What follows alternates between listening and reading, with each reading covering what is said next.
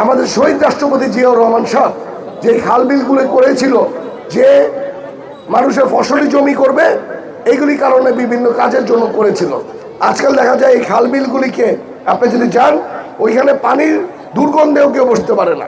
ইনশাল্লাহ যাতে পানির ব্যবস্থাটা, যাতে পানিটা যাতে পরিষ্কার থাকে, যাতে আপনারা ফসলি জমি করতে পারেন, ইভেন এখানকার পানি নিয়ে ঘরের কাজ যাতে করতে পারেন, এরকম একটি ব্যবস্থা করার চেষ্টা করব। আরেকটা চেষ্টা করব, কেউ যদি এই খালগুলি দখল করে রাখে, খালগুলিকে আমরা সকলে মিলে, এলাকাবাসী, দলীয় ভাইরা সকলে মিলে চেষ্টা করব আপনাদের এই খালগুলিকে উদ্ধার করে, যাতে বৃষ্টির পানি যাতে, অথবা বাসার যাতে বজ্র পানি যাতে আপনাদের সুন্দর করে যাতে ওই খালে চলে যায়, ইনশাল্লাহ এটাকে আমরা চেষ্টা করব।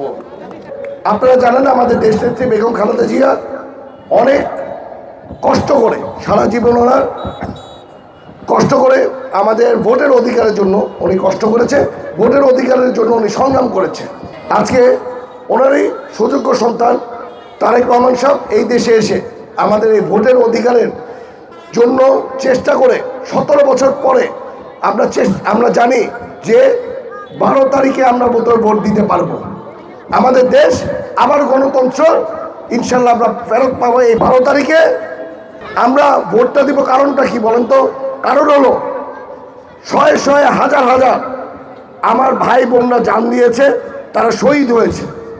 তারা শহীদের রক্তের বিনিময় হলো আমাদের প্রতিজনের উচিত, শুধু আমরা আমাদের ভোট দিব না, আমরা আমাদের মা বোনদের নিয়ে যাব, আমরা আমাদের আত্মীয় স্বজনকে নিয়ে যাব, আমরা পাড়া প্রতিবেশীকে নিয়ে যাব, আমরা বন্ধু বান্ধবকে নিয়ে গিয়ে সকলে ইনশাল্লাহ ভোট কেন্দ্রে যাব।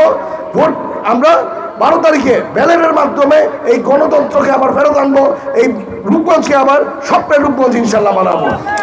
আমরা কি 12 তারিখে ভোট দিতে যাবো? একবার হাত তুলেন তো দেখে। 12 তারিখে ইনশাল্লাহ আমরা সকলে মিলে ভোট দিব, এবং ভোট দিয়ে একটি স্বপ্নের রূপগঞ্জ করার মানুষকে আনবো।